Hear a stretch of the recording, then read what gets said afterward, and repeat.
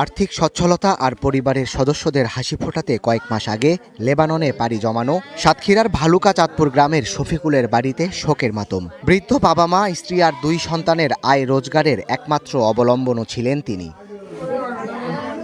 আরেকজন সাতক্ষীরার আশাশুনির কাদাকাটি গ্রামের নাহিদুল ইসলাম।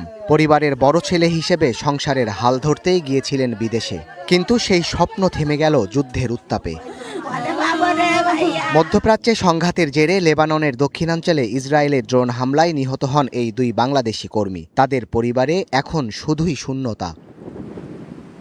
সোমবার স্থানীয় সময় দুপুর 12টার দিকে জেবদিন আবাসিক এলাকায় চালানো ড্রোন হামলায় এক সিরীয় নাগরিক সহ নিহত হন শফিকুল ও নাহিদুল। বৈরুতে বাংলাদেশ দূতাবাস নিহতদের পরিচয় নিশ্চিত করে গভীর শোক প্রকাশ করেছে। বর্তমানে তাদের মরদেহ রাখা হয়েছে নাপতিহের নাবিহ বের্রি হাসপাতালে।